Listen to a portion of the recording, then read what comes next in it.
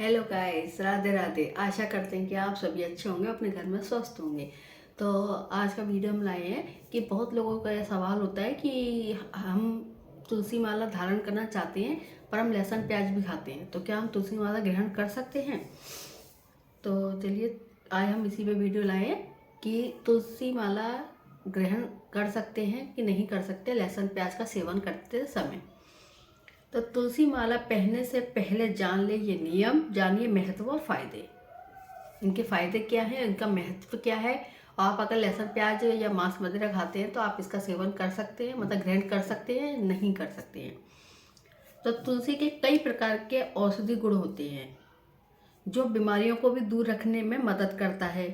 क्या आप जानते हैं तुलसी के पौधे की तरह माला भी बेहद शुभ होती है। जैसे तुलसी का पौधा शुभ होता है उसे वैसे ही उसकी माला भी बहुत शुभ होती है। लेकिन इससे धारण करने से पहले कुछ नियम होते हैं, वो आपको जानना जरूरी होता है, क्योंकि इनके नियम थोड़े से होते हैं कि इनका पालन हमें करना ही करना होता है। हिंदू धर्म में तुलसी का पौधा बेहद महत्वपूर्ण माना जाता है। शास्त्रों में तुलसी के पौधे का सेवन शुद्ध माना जाता है, लेकिन इसे बासी होने के बाद भी पूजा में इस्तेमाल किया जा सकता है, क्योंकि तुलसी का जो पौधा होता है उसको, उसकी पत्ती को आप 11 दिन तक, मतलब बासी नहीं मान सकते हो आप। 11 दिन तक उसको पूजा में यूज कर सकते हैं। कहते हैं कि तुलसी भगवान विष्णु की सबसे प्रिय होती थी, मतलब होती है। इसकी पूजा में प्रसाद में तुलसी का अर्पण करना अनिवार्य माना जाता है, क्योंकि जहाँ भी विष्णु की पूजा होगी वहाँ पे तुलसी का होना बहुत जरूरी माना जाता है, क्योंकि इनके बिना तो विष्णु की पूजा अधूरी मानी जाती है। इसके बाद पूजा अधूरी मानी जाती है, इसीलिए घरों में तुलसी का पौधा लगाया जाता है। मान्यता है कि तुलसी का पौधा लगाने से घर में सुख समृद्धि होती है। तुलसी में कई प्रकार के औषधि गुण होते हैं जो बीमारियों को दूर रखने में मदद करता है। क्या आप जानते हैं तुलसी के पौधे की तरह माला भी बेहद शुभ होती है, लेकिन इससे धारण करने से पहले जान ले इनके नियम। तो आइए जानते हैं तुलसी की माला से जुड़ी महत्वपूर्ण बातें कौन कौन सी हैं जिनका हमें पालन करना ही करना है, जो अगर हम तुलसी की माला को ग्रहण कर रहे हैं। तो तुलसी माला पहनने के नियम। तुलसी की माला को पहनने से पहले गंगा जल से धो लें और सूखने के बाद ही उसको धारण करें। जैसे आप गंगा जल ले लें और तुलसी की माला को उसमें अच्छी तरह से धो के अच्छी तरह सुखा लें, तभी उसको आप धारण करें। गीली धारण नहीं करनी चाहिए। तुलसी की माला अगर आप धारण कर रहे हैं तो गीली धारण नहीं करनी चाहिए। तुलसी माला पहनने वाले व्यक्ति को सात्विक भोजन करना चाहिए। इसका मतलब है कि खाने में लहसुन, प्याज, मांस वगैरह आदि चीज़ों का सेवन नहीं करना चाहिए। अगर आप तुलसी की माला ग्रहण कर रहे हैं, अगर आप पहनना चाहते हैं, तो इन चीज़ों का आपको मतलब सेवन निषेध करना पड़ेगा। किसी भी परिस्थितियों में तुलसी की माला को अपने शरीर से अलग नहीं करना चाहिए। अगर आपके संग कोई भी परिस्थिति आ रही है, अगर आप तुलसी की माला ग्रहण कर चुके हैं, पहन चुके हैं, तो आप उसको अपने शरीर से अलग नहीं कर सकते हैं। भगवान विष्णु और कृष्ण की भक्त तुलसी की माला धारण करते हैं, तो मान्यता है कि इस माला को पहनने के से आपके मन को शांति मिलती है। अगर जो जातक जो लोग होते हैं जो तुलसी की माला ग्रहण करते हैं, उनके मन को बहुत शांति मिलती है और मन बहुत शांत रहता है, आत्मा पवित्र होती है। कहते हैं कि इस माला को पहनने से रोगों से छुटकारा मिलता है। जैसे भी आपको छोटी छोटी बीमारियां होती हैं, अगर आप उसको धारण करते हैं तो आपके शरीर के अंदर जो छोटी छोटी बीमारियां होती हैं उससे आपको मुक्ति मिलती है। शास्त्रों के अलावा ज्योतिष शास्त्र में भी तुलसी माला को महत्वपूर्ण माना गया है। इस माला को धारण करने से बुद्ध और गुरु आपके मजबूत होते हैं। अगर जिनके गुरु और बुद्ध कमजोर होते हैं तो वो ये माला आप धारण कर सकते हैं, और वो भी नियमों के साथ, तभी इसका आपको फल मिलेगा, नहीं तो नहीं मिलता है। इससे बुद्ध और गुरु मजबूत होते हैं। तुलसी माला पहनने से किसी भी प्रकार के वास्तु दोषों से छुटकारा मिल जाता है। अगर आपकी कुंडली में वास्तु दोष चल रहा है तो आप तुलसी माला अगर ग्रहण करते हैं तो आपको इनसे भी आपको छुटकारा मिल जाता है। विष्णु भगवान के लिए तुलसी माला महत्वपूर्ण क्यों है? अब ये सवाल उठता है कि विष्णु भगवान के लिए तुलसी माला क्यों महत्वपूर्ण है, शिव जी को क्यों नहीं है? तो पौराणिक कथा के अनुसार तुलसी को वरदान है कि भगवान विष्णु केवल तुलसी के पत्तों को अर्पण वाली चीज़ों का प्रसाद ग्रहण करते हैं।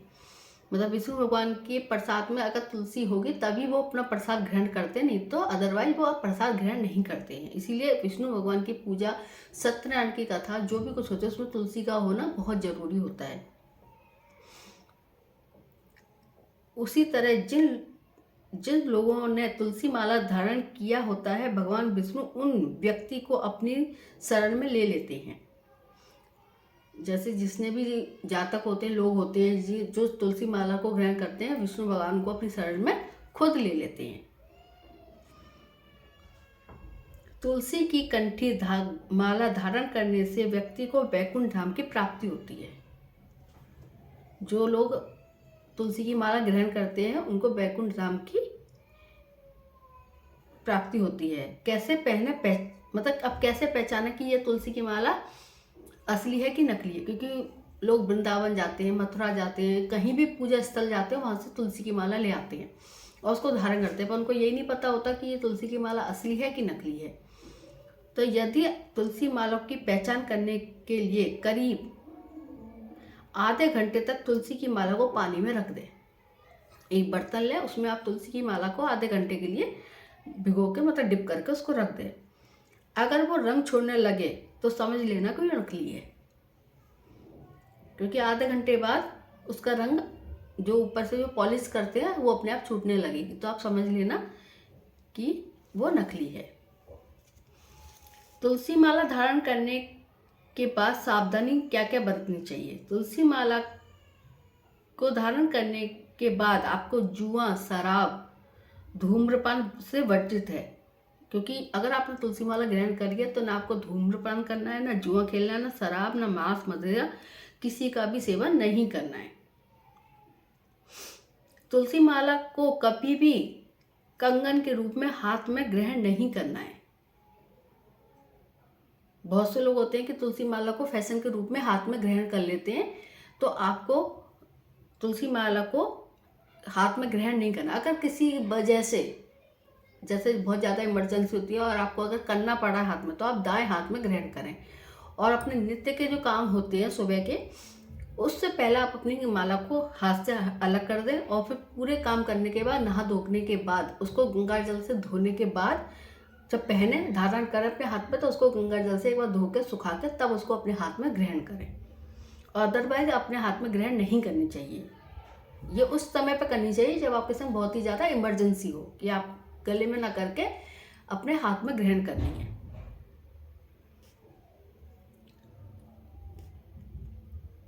और कभी भी अपनी माला को, जैसे आप अपने गले में तुलसी की माला ग्रहण कर रहे हैं, तो वो माला किसी भी दूसरे आदमी को नहीं देनी चाहिए, किसी को भी।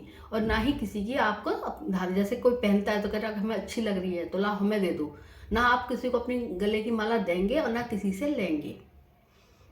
और अगर आप रुद्राक्ष पहनते हैं तो आपको तुलसी माला ग्रहण नहीं करनी चाहिए।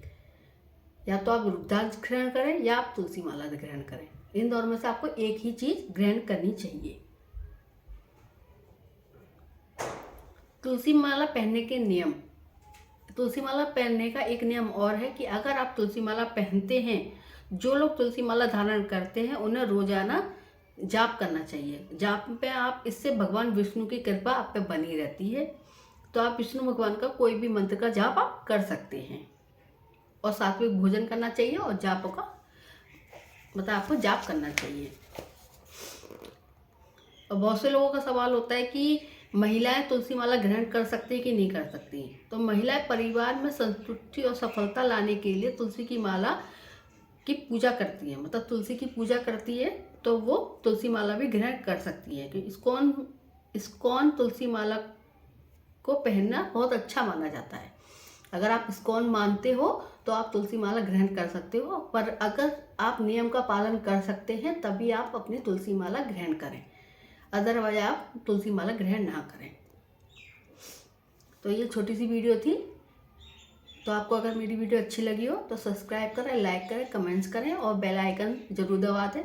और मेरी वीडियो को अपने फ्रेंड और फैमिली के संग शेयर जरूर करें, क्योंकि बहुत सबको पता लगनी चाहिए कि तुलसी माला किसको पहननी चाहिए, किसको नहीं पहननी चाहिए।